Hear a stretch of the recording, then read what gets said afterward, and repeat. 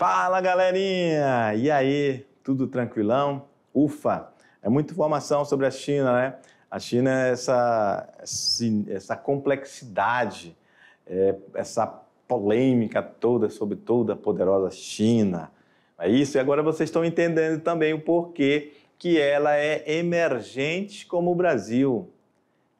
Ela não faz parte ali dos BRICS, não é isso? Brasil, Rússia, Índia e China e África do Sul, porque esses países têm características muito parecidas. E a China tem características de subdesenvolvimento parecido com o do Brasil. Não tem um sistema de governo como o nosso, é diferente lá, tá? É um socialismo. Socialismo com partido único, Brasil capitalista com regime plural de partidos, ok? É o pluripartidarismo nós temos no Brasil. É um que fala uma coisa, é outro que fala outro, é barará, é bororô. É o seguinte, a gente se entende, mas é bem melhor ser assim, tá bom? Porque um país com democracia, a gente tem, inclusive, a nossa liberdade de escolher quem é o nosso governante, quem que vai nos representar. A China é um pouco mais delicada essa situação. Vamos lá no quadro, meu diretor, já começou o nosso resumão da aula 34.2.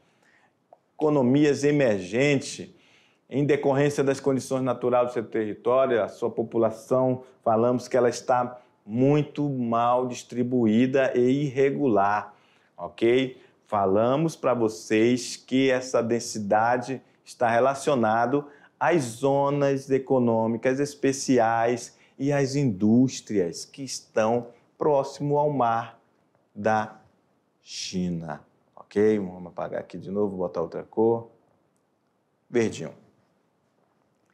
Beleza? Região de Pequim, Xangai. Então, a concentração será muito maior nesta área.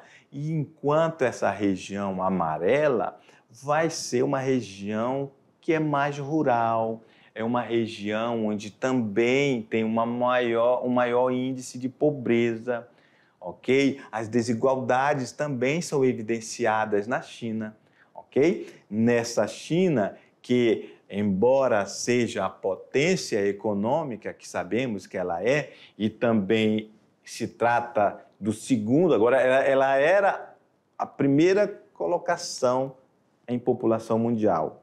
Hoje, agora, ela é a segunda. Perdeu esse posto para a Índia, ok? Então, estamos falando de um país com mais de 1 bilhão de pessoas. É um mercado interno muito grande, é muita mão de obra, é muita gente, mas também é muita gente que passa fome também, ok? As desigualdades deles são muito grandes. E falamos dessas zonas econômicas especiais, não é isso? Porque o governo isentou de impostos essas áreas, colocou legislações mais flexíveis e aí, sobretudo, os Estados Unidos e o Japão viram aí numa oportunidade de investir, ok? E assim o fizeram. Falamos também que essas localizações dessas zonas econômicas especiais coincide também com as zonas industriais, ok? Essas regiões, como eu falei no início, estão próximas ao Mar da China, aqui no Oceano Pacífico, ok? Aí o que a gente vai ter aí? A gente vai ver que vai coincidir as zonas industriais com as zonas econômicas especiais. Nessa imensa área, que inclusive o Himalaia vai ter um imenso vazio demográfico. Então, essa irregularidade da distribuição populacional na China, ok? Essa entrada de investimento se deve a inúmeras outras condições favoráveis, entre elas, lá tem uma grande mão de obra qualificada, só que baixo custo, ou seja, uma mão de obra qualificada e barata. Um gigante mercado interno, ou seja, é mais de 1 bilhão de pessoas para comprar. Imagina um empresário lá de vender picolé. Todo dia ele vai vender muito picolé, porque é muita gente. Existe também a mudança de recursos minerais para suas matérias-primas, para suas fontes de energia e produção de energia elétrica. Sabemos que essa energia que eles consomem dá panos para mangas em relação ao impacto ambiental que isso causa na atmosfera, principalmente a emissão de CO2, ok? A China também tem uma moderna infraestrutura na sua zona econômica especial. Houve uma desoneração dos custos da produção, isso vai fazer com que haja investimentos estrangeiros e a legislação ambiental é pouco rígida, então lá a galera tem pouco obstáculo em relação a poluir, ok? A China ela é politicamente socialista, mas economicamente ela é capitalista, chamado de essa economia de socialismo de mercado. Mostramos a imagem dessa indústria que polui, essas termoelétricas funcionando 24 horas, é o problema sério na China, essa poluição atmosférica. Estamos falando dos maiores poluidores do planeta, juntamente com os Estados Unidos, ok? Então, essa emissão de CO2, percebam como é só crescente de 2002 para cá, olha só como vem crescendo cada vez mais essa poluição e esse país de tantos contrastes, né, galera? Muitos contrastes na China. É uma potência? É uma potência econômica. Tem muitos problemas? Muitos, principalmente desigualdades sociais. Beleza? Galera, vocês têm aí uma atividade aí, ó, de boa, todo mundo tranquilão, vou fazer aí. Daqui a pouco a gente volta para corrigir, beleza? Tchau!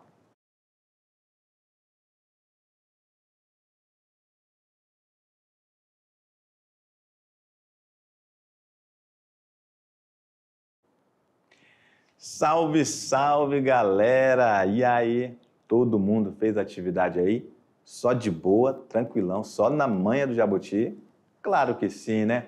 Assunto aí tranquilão, olha só, mas é um assunto tranquilo, no entanto, ele requer que você, de vez em quando, assista telejornal. Em vez ou outra, a China está ali aparecendo nos telejornais, alguma coisa que está acontecendo. Isso é atualidade. Inclusive, estas atualidades podem aparecer em forma de questões no Enem, ok? Ou seja, se está aparecendo China no telejornal, é atualidades, é geografia, ok? Estão vendo? A gente está dando aula de geografia e pode aparecer, por exemplo, hoje à noite no telejornal. Então, são informações que são interessantes, você de vez ou outra está assistindo, de preferência sempre, ok? Nos telejornais sobre essa geopolítica internacional. É geografia, beleza? Então, fica a dica aí do professor Jorge. Bora lá, vamos lá ver se todo mundo acertou as questões. No quadro, meu diretor. Sobre a evolução política chinesa, assinale a alternativa correta. A revolução cultural promovida pelo líder Mao Zedong correspondeu a uma luta armada que implantou o capitalismo em Taiwan. B. A Revolução Chinesa de 49 teve como ponto de partida um plano chamado Grande Salto Adiante, realizado por Chiang Kai-shek, ao instituir socialismo de mercado na China continental. C. Deng Xiaoping foi responsável por uma série de reformas que permitiram a abertura econômica da China, iniciada com a instalação das zonas econômicas especiais no final da década de 70. Olha aí, já até apareceu, galera. Olha, beleza, todo mundo eu tenho certeza que acertou. Mas vamos ver as outras?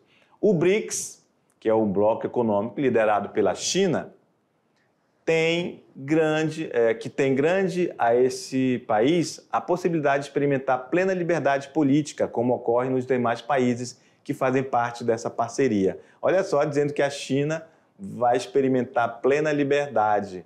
O que o professor Jorginho falou? Falou que não tem liberdade. A China não tem liberdade de imprensa, não tem liberdade de livre expressão do cidadão. Lá não tem sindicato, eles não têm proteção trabalhista. Então, esse aqui, realmente ele faz parte do BRICS, que é um bloco econômico. A China faz parte dele e tem garantido experimentar plena liberdade política? Não. Beleza? Atualmente a política chinesa é totalmente capitalista? Não. A gente falou que eles são socialistas, ok? Um socialismo de mercado, ok? A revolução cultural promovida pelo líder Mao Zedong não é Mao Zedong, olha aí, é Mao Tse Tung, ok? A revolução chinesa, que orientava um grande ponto de partida do plano chamado Grande Salto Adiante, realizado ao instituir socialismo de mercado, não. Então, obviamente, todos os meus queridos alunos acertaram essa questão aí, lembraram que o nome do revolucionário chamou-se Deng Xiaoping e foi responsável por uma série de reformas. E aí você lembrou das zonas econômicas especiais e você também lembrou que foi no final da década de 70, mais precisamente em 1978, ok? Vamos para a questão 2.